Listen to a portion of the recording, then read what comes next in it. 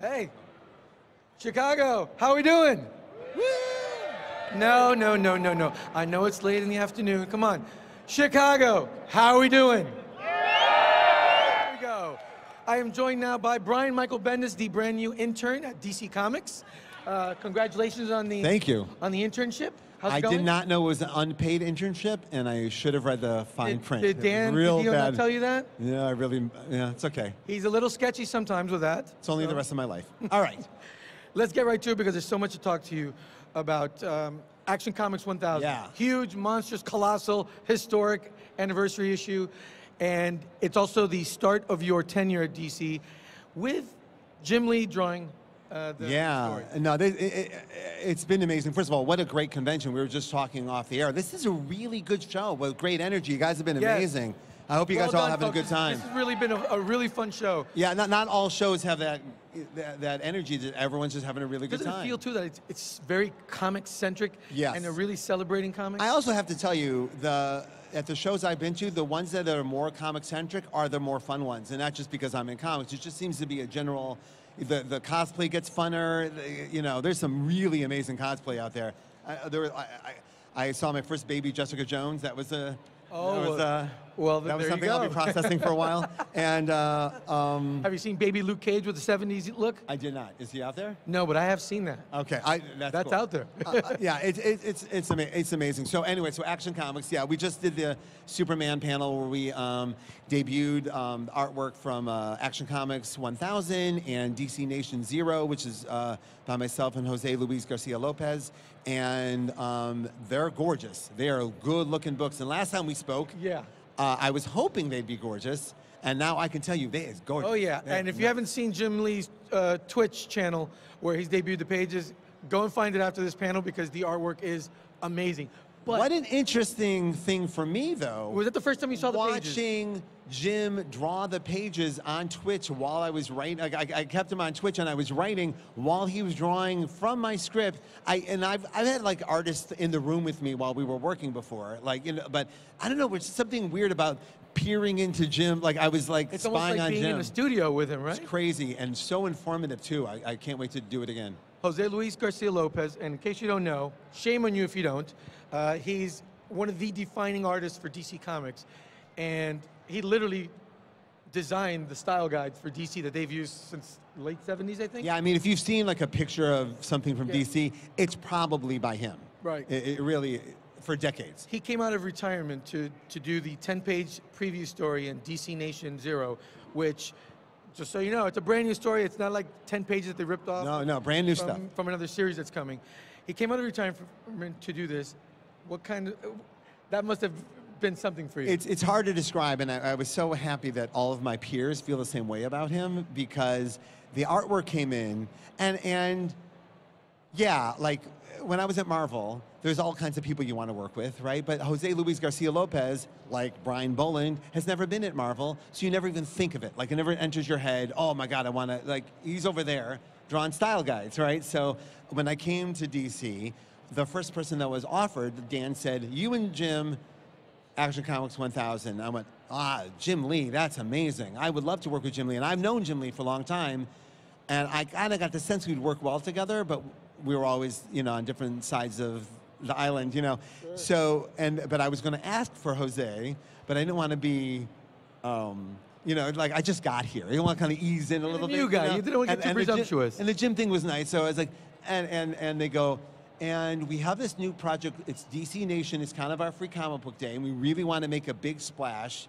But we have the artists we want you to do these with, but we want to find someone special. Is there someone special we have that you would like to do DC Nation with? I'm like, I was like muttering it, and they go, well, let's see. He only has so many pages in him a year. He's an older man, but let's see. And he said yes. And then I wrote him a long letter, like going, I know you're doing this out of retirement, and your time is precious, and I want this to be special for you. What can I do to make this special for you? And he just wrote back, tell me a story you believe in. Nothing makes me happier than drawing someone's story that they completely believe in. I'm like, I love you so much. It was so nice. What a welcome. And then the art came in, and it was like among the best he's ever done. And then I forwarded it to everyone in comics. Everyone in comics. And it's been leaked everywhere. Everyone was blown. Everyone, because it's on a level of craft that only other craftsmen would go, oh my God, how does he? I mean, there's literally one panel where there's 80 people in it, and they're all busy.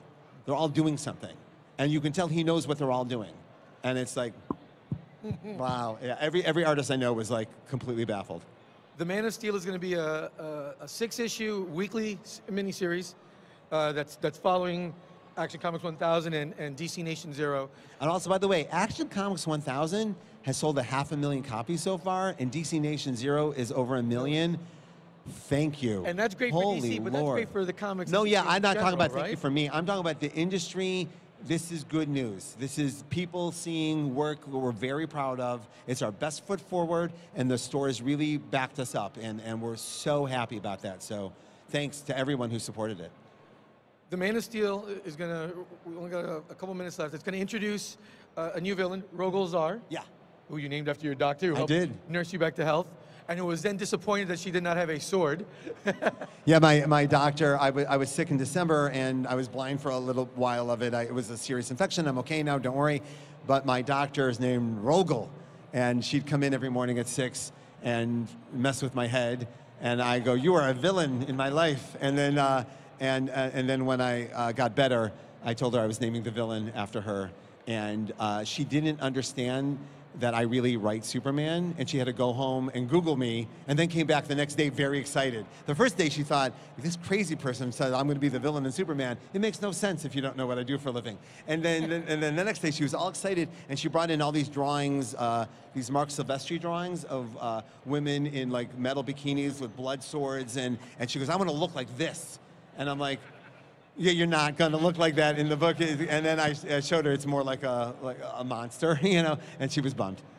Real quick, what's the supporting character? Because I know you're going to focus a lot on Superman supporting cast and Metropolis in your 2 books, because you're doing Action Comics and you're doing Superman that's going to get renumbered in May. What's the supporting character that has surprised you the most as you've been working on the stories? Perry White.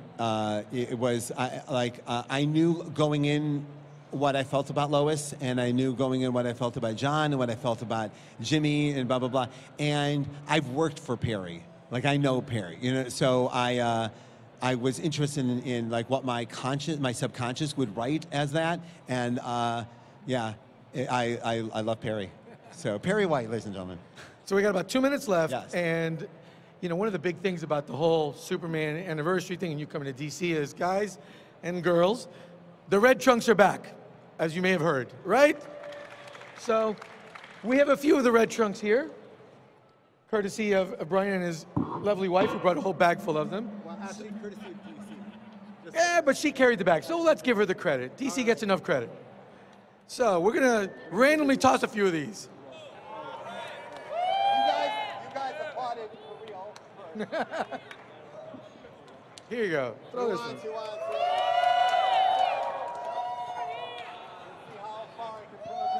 A lefty. I'm throwing it over here. Here you go. There you go. In college, I was much better at that. All right. Anyway. 2 lefties who can't throw it past the second row. Hey, how has it been changing from a place that was like home for you, with good friends at Marvel, who are still good friends for you, and making this switch now, and the welcome that you've received? And who's been the meanest person? Well, I must tell you that now that the dust has cleared and I'm better, and my transition, I finished all my Marvel books, and Iron Man 600 still has to get lettered, but they're written. If I trip off the stage and die, all my Marvel books will ship. But we have stairs over there, Brian. I can make that work. And so I'm now in at DC, and I have unhooked at Marvel, and I can now tell you that both companies are filled with wonderful people. Everybody at Marvel is rooting for me. They're legitimately excited about it, and excited about what we're trying to do. And here we are all together.